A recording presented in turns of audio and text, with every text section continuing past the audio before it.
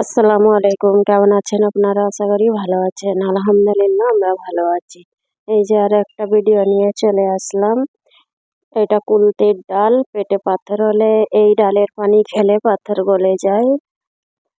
আর এই যে আমি ভিজিয়ে দিচ্ছি রাত্রিরে, এই চামচের 1 চামচ নিয়ে ভিজিয়ে দিচ্ছি। রাত্রিরে ভিজিয়ে দিব, সকালবেলায় খালি পেটেই পানিটা খাবো। তারপরে এই ডালগুলোকে জমিয়ে রেখে রেখে ডেলি খেয়ে খেয়ে যতটা ডাল হয় রেখে রেখে ফ্রিজে রেখে দিব। তারপরে একদিন করে ওই যে পেঁয়াজের পকোড়ি, ডালের পকোড়ি বেইনা নিব।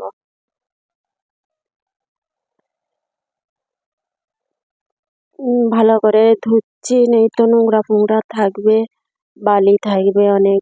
বেছে নিয়েছি প্রথমে, ভালো করে সব বেছে সব ডালগুলোকে তারপর বয়েমে রেখে দিয়েছি।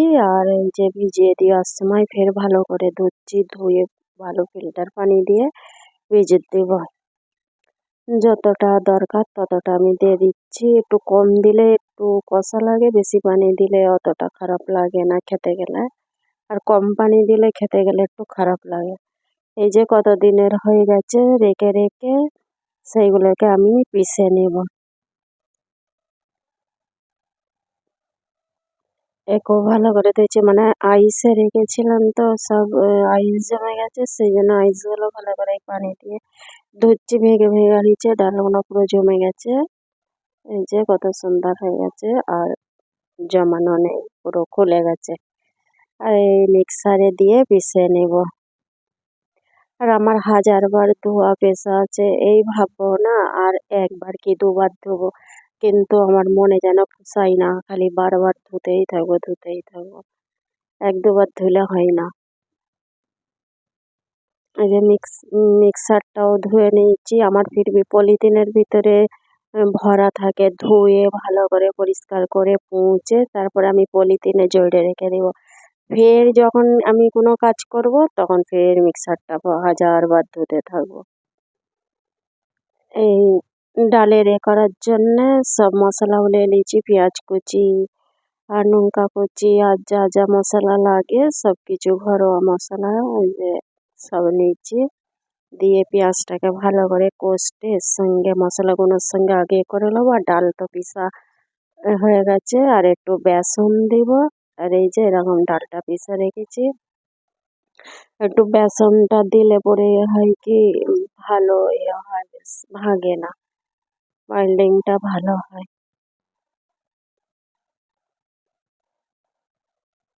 এই যে ভালো সুন্দর করে এরকম করে মেখে নিচ্ছি। আর খেতে ভালোই টেস্ট লাগে, যে খারাপ লাগে তা নয়, টেস্ট লাগে। আর এইটা তো আলগা ডাল একটু, সব ডালের থেকে ফিরবি খেতে ভালোই লাগে।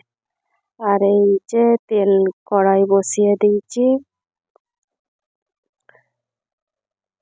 হালকা তেল গরম হয়ে গেছে আর এক এক করে সব দিয়ে দিচ্ছি। এটা সন্ধ্যের নাস্তাতে এমনিও খাওয়া যাবে এ দিয়ে, আর নেই তো মুড়ি দিয়ে দিয়ে মেখেও খাওয়া যাবে। আর এদিকে ডাল ফুটাচ্ছি।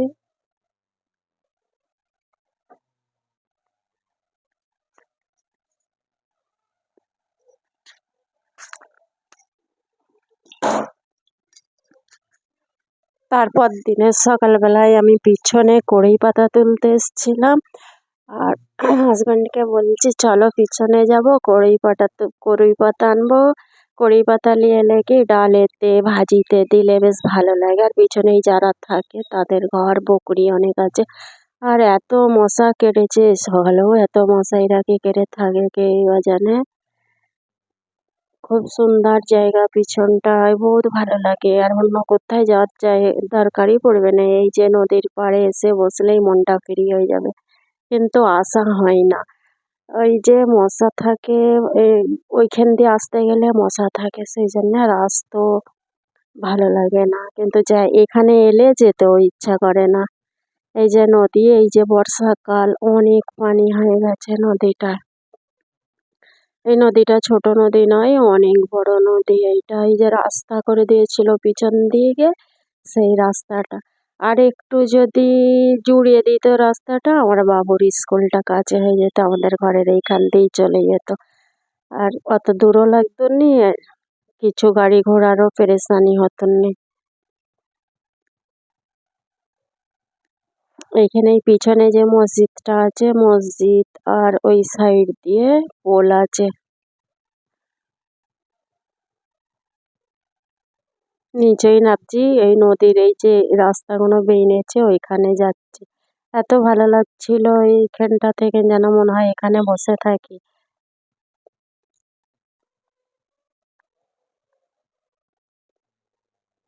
ভুল ত্রুটি হয়ে থাকলে ক্ষমার দৃষ্টিতে দেখবেন।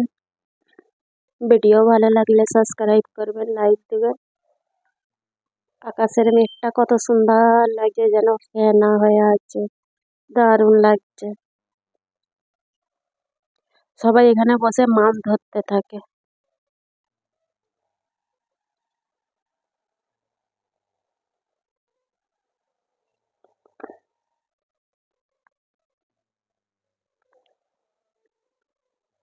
আসসালামু আলাইকুম।